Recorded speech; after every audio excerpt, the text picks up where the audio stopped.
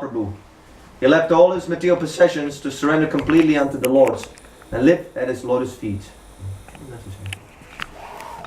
Purport by His Divine Grace, A.C. Bhaktivedanta Swami Prabhupada Ki Jai. Srila Raghunath Goswami was most probably born in the year 1416 Shakabda, AD 1495, in a Kayasta family as the son of Govardhan Majumdar, who was the younger brother of the then Zamindar Hiranya Majumdar. The village where he took birth is known as Shri Krishnapur. On the railway line between Calcutta and Burdwan is a station named Trisabagha, and about 1.5 miles away is the village of Shri Krishnapur, where the parental home of Shri Raghunath Das Goswami was situated. A temple of Shri Shri Radha Govinda is still there. In front of the temple is a large open area, but no large hall for meetings. However, a rich Kolkata gentleman named Haricharana Gosa Haribo, who resided in the Simla quarter, recently repaired the temple. The entire temple compound is surrounded by walls, and in a small room just to the side of the temple is a small platform on which Raghunath Goswami used to worship the deity. By the side of the temple is the dying river Saraswati. The forefathers of Srila Raghunath Goswami were all Vaishnavas and were very rich men. His spiritual master at home was Yadunananda Acharya.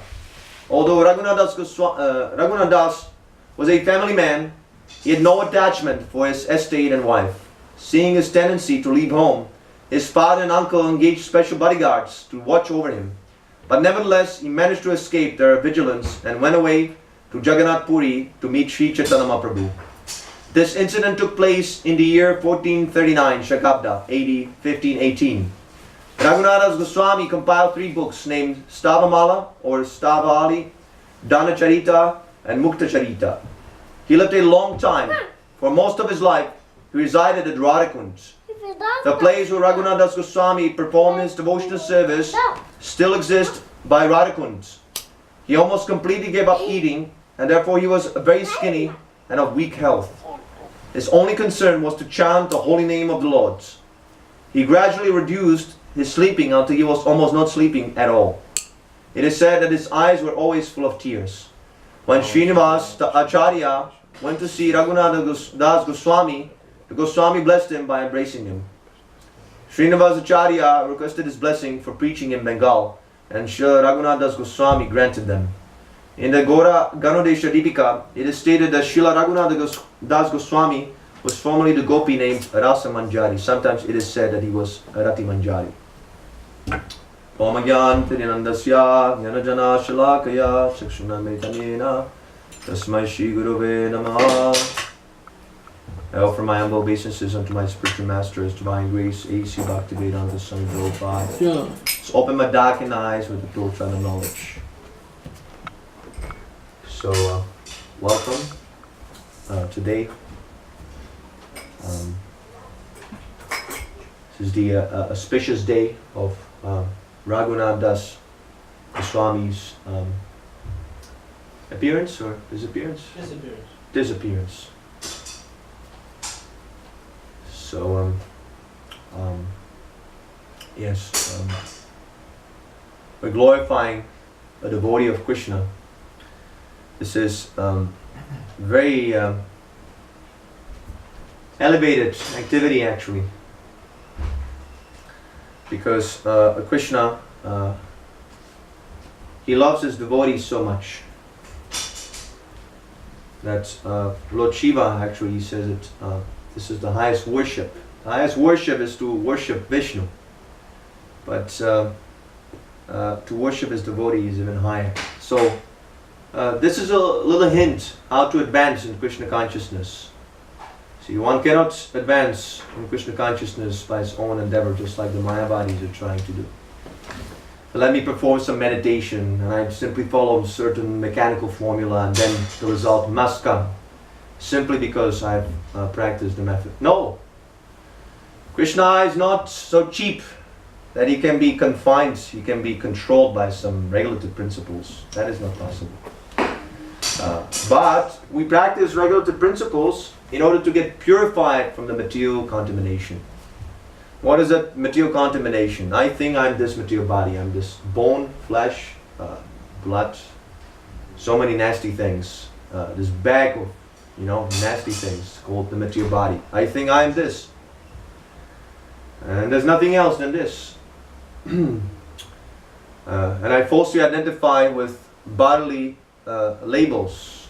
I'm Canadian, I'm Quebecois, I'm this, I'm that. So many nonsense ideas we have about our true self. Actually, we are eternal. There was never a time when we didn't exist, and there never will be a time when we cease to exist. Natu evam jatunasam, natvam neme janaditaha. Krishna says. So, Raghunath Goswami.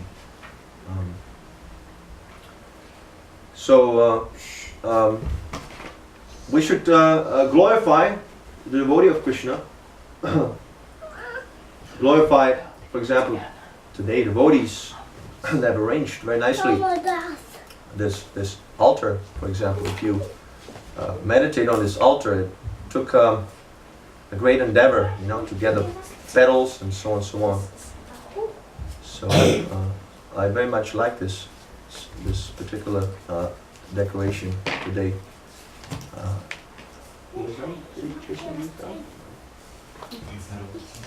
We brought the petals and Ramachandra did?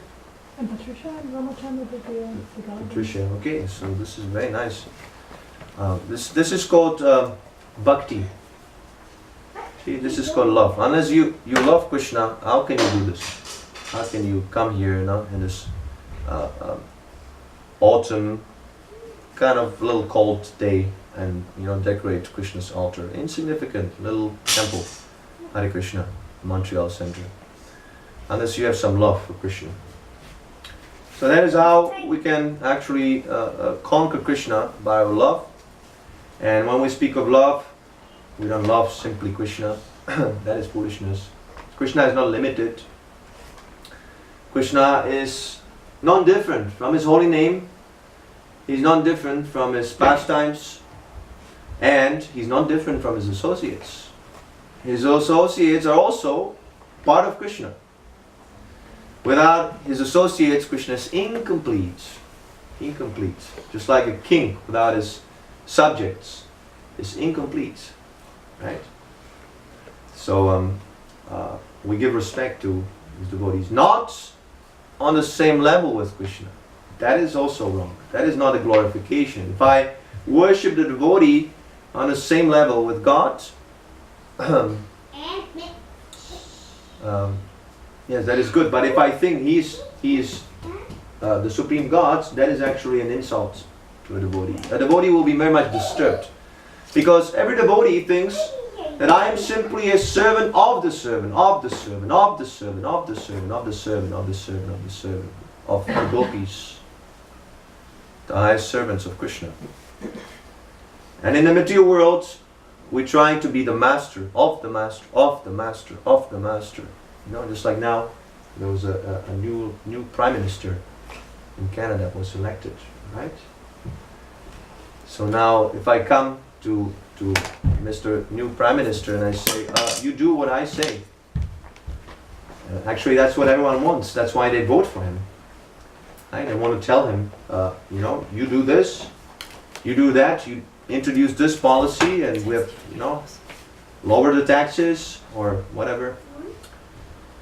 So devotional service, Krishna consciousness is different. We have to snap out of this mentality of trying to lord it over material energy.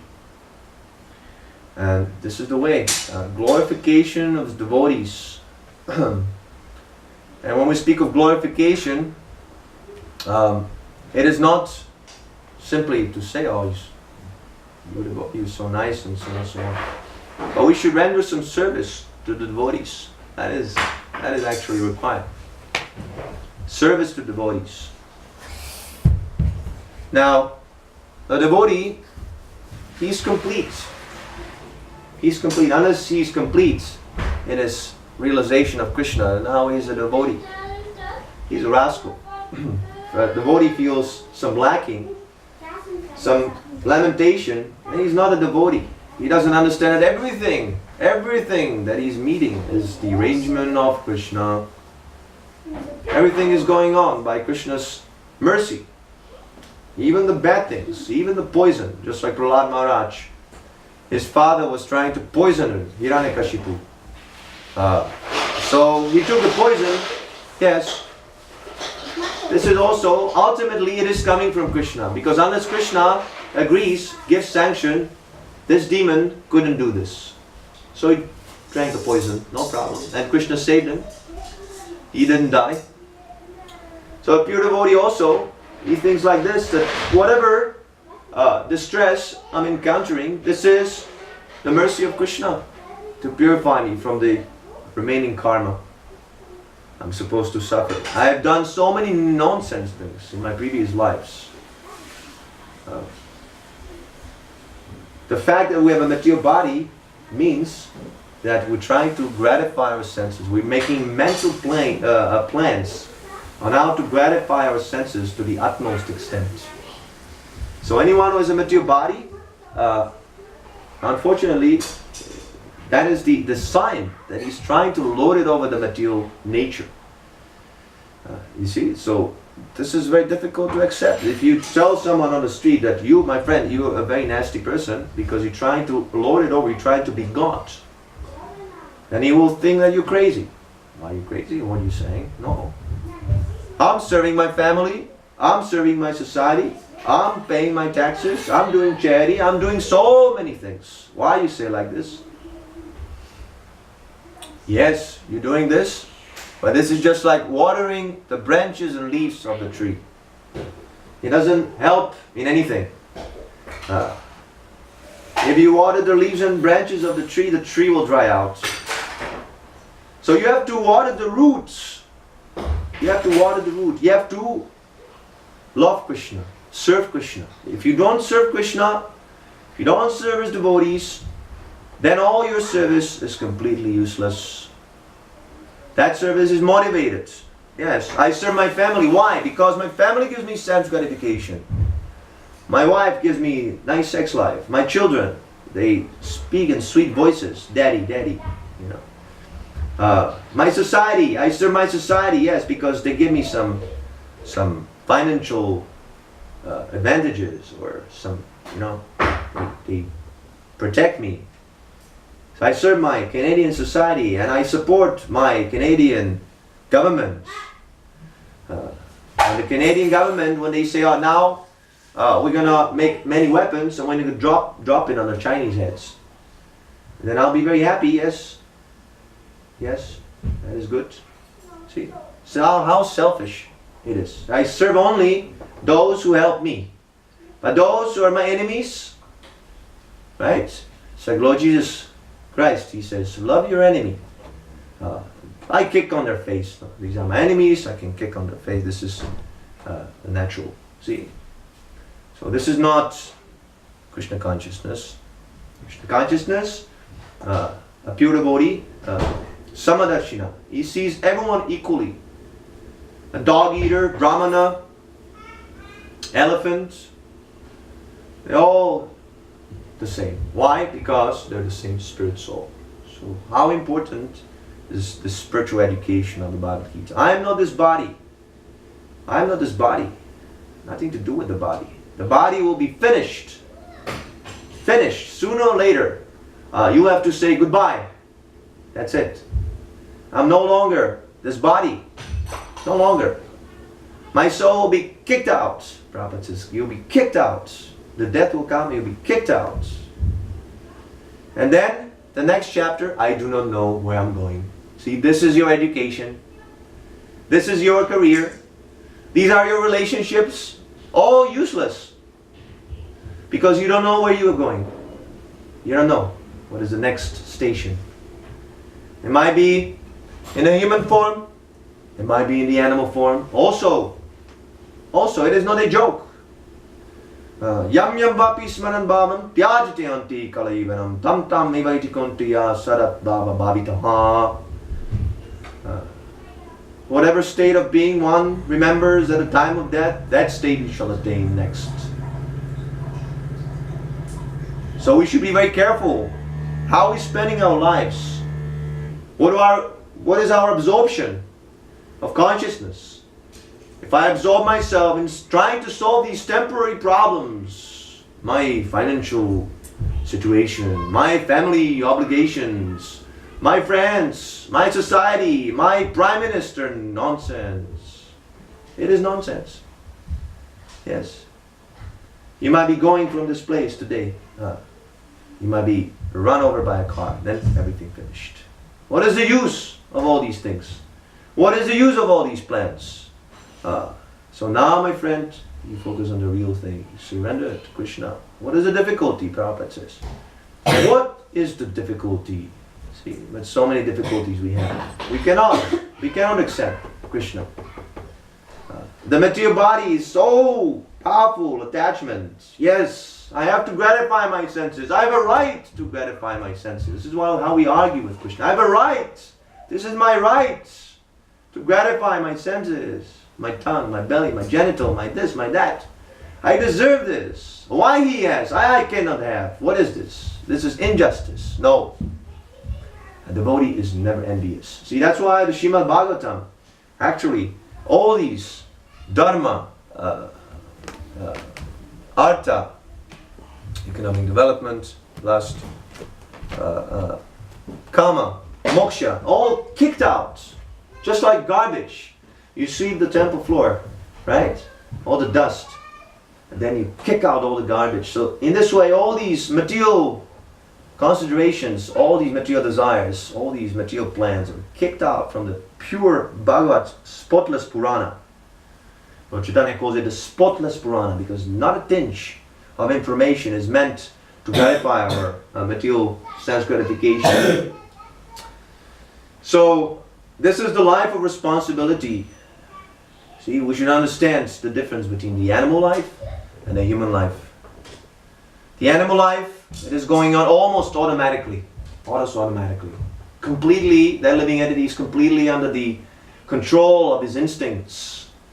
If the instincts say, oh, now you have sex life with a she-dog, then he doesn't mind whether it's on the street or in a temple room. He doesn't have any discrimination. See, he just goes. When the tongue abides, when the tongue is dictating, you now eat this from the store, right?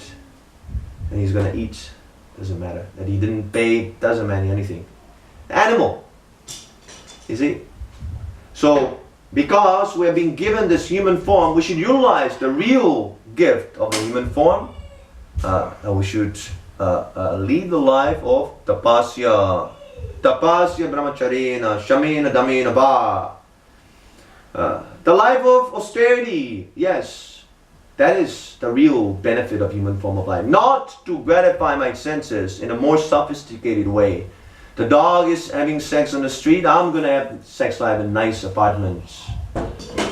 The dog is eating whatever nonsense, I'm going to have nice steaks in a nice McDonald's restaurant or whatever restaurant.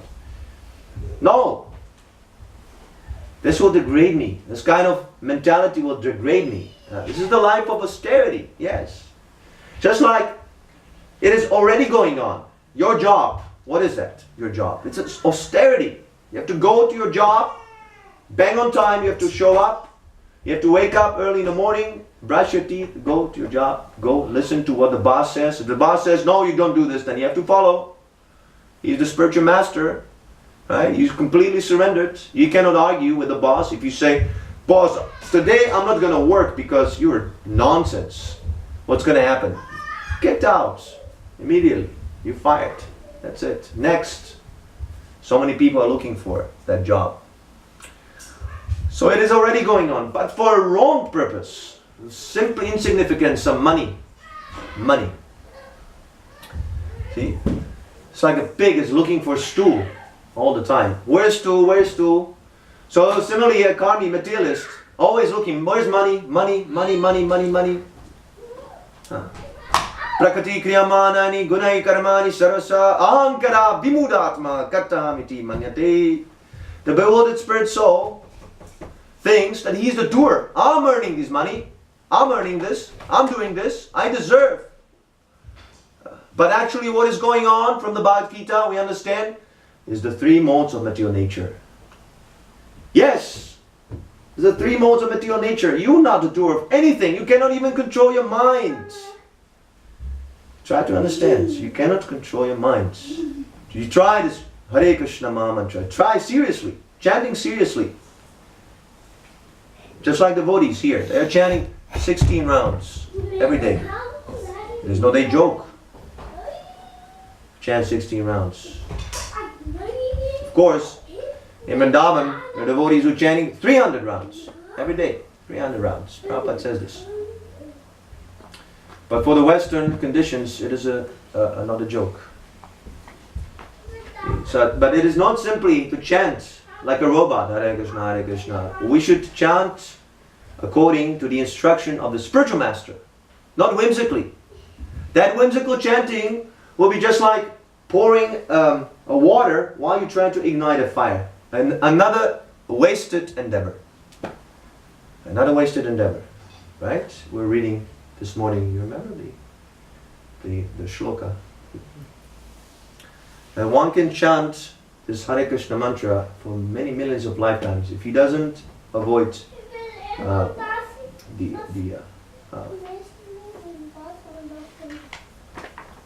the different offenses in the process of chanting. He will not attain Lord Godhead for millions of lifetimes. Imagine. You can go on chanting.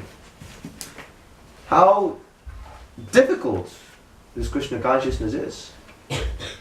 So, Srila Raghunath Das Goswami, he is the topmost example of renunciation in the history. Topmost example. Acharya. You can say Acharya. Acharya is someone who teaches by example. Only eating almost nothing. The Goswamis, when they met, they would eat, what is that? Buttermilk? Every second day. A spoonful, not even a whole cup or whatever, a bowl of buttermilk. A spoonful of buttermilk every second day, not even every day. So, of course, we should not artificially imitate this. This is another foolishness. But they're showing us practically that yes, you are basing your whole life to satisfy this body, working hard for things which actually you do not need. You see? This is a challenge to our conditioned thinking. You know? Many people will say, this is impossible. This is made up. This is some kind of a fantasy. They will not even believe. But yes, it is possible. Yes, it is possible. You try out this process, this Hare Krishna chanting process. Seriously. Take it seriously. If you feel, if you have faith, if you like it, why don't you take it up seriously? That's how our spiritual master has come. He didn't come to accept some cheap people who want to make a business. I like Krishna, but I also like this. Selective. Right? The Krishna, I put my Krishna, into my little shelf in my apartment because, it's kind of like a nice decoration. No. Srila Prabhupada has come to take us out of here, out of this storehouse. Actually, might sound like a strong words, sharp words. So I call this storehouse, but actually it is so. Our body is simply a bag of stool. I will worship it so much. Yasyatma buddhi kunapetri dhatuke swakalatradishu ijabamadi. The one who identifies the Atma, the soul, with the body, which consists of the three elements, as we know in the Ayurveda. Or one who worships the land where he took his birth. Or he visits the holy places simply to take a bath. Simply to take a bath. If you go to a holy place, it is a custom to take a bath there. Right? But if one fails to understand the real purpose of going to the holy places, what is the real purpose? To go to the holy place, to India, to Vrindavan, or any other place where Krishna is worshipped. What is the purpose of going there? To associate with devotees. That is the real purpose. See, if it was so, that a holy place means simply to go to Vrindavan, then we'll be finished, right? How long does it take us to save up for a ticket to Vrindavan? Probably 10 years. We go on, you know, distributing on chantings on St. Catherine, right? It'll take us 1 million years. See? So does it mean that now we're finished? No. The holy place is anywhere. Srila Prabhupada has actually brought Vrindavan. He had brought and expanded Vrindavan all around the world. So now everyone can take advantage of his association. You see? You have two types of association with Srila Prabhupada. You have the Bhagavad Vidi, the hearing the philosophy from his lotus mouth. Either through lectures, like Ramachandra Prabhu is very fond of listening to Srila Prabhupada's classes while he's cooking nice meals for Krishna. Or you can take advantage, if you're not able to do that, read. If you're not philosophically inclined, or if you're not inclined to practice renunciation, you can take advantage of the Pancharatika Vidi, and that is actually necessary for conditioned souls. Because the conditioned souls, they're accustomed to so many bad habits. Illicit sex life, meat eating, intoxication, gambling, so many nasty habits. Right? The whole society, if you just go out on the street, you see all everywhere sinful activities. Jantalon Street, are full of sinful activities. So that's why we're making the temple here. So you can come, you can absorb your mind in the worship of Krishna's divine form. And you can take advantage, because when there is a worship of Krishna, there must be devotees. And devotees, you know, they're not doing this blindly. It's not blind faith, blind worship, ritualistic nonsense. They're serious devotees. They understand the philosophy. He understands the philosophy of Krishna, and why is he worshipping? For a material purpose, again. See? Even he might be living in a temple, might be worshipping in a temple. He also might be a materialist. Don't be misguided. So these processes, they go side by side. Prabhupada explains that Bhagavad Gita actually is the most essential. You can go without the Pancharatika Vidi. And why? Because Bhagavad Gita gives you the instruction of how to establish Pancharatika Vidi, how to worship Krishna, if you're serious. But if you are not serious, if you still prefer to rot in this materialistic way of life, then even Srila Prabhupada, even Krishna cannot help. He cannot assist. You see, that's why the association of devotees, it's so beneficial. It is so beneficial. Because this is our nature. As a Jiva Tattva. Manas Sastran Indriyani Prakatistani Kasyati. The jiva, the living entity, is fragmental part and parcel. He's not the whole. He's not the whole. We should not be foolish thinking, I'm not affected by anything. Again, the same doership mentality. No. Your association affects your desires. So if you're not careful, if you associate with nonsense people, karmis, atheists, mayavadis, impersonalists, cheap devotees, sajias, so many rascals, then rest assured that your desire to attain pure love of Krishna will never take place. You can try as much as possible. These bad associations, these are the water on the fire of your bhakti, of your Krishna consciousness. It's the water on the fire of your Krishna consciousness. So you should be very careful. If you put yourself in a bad association,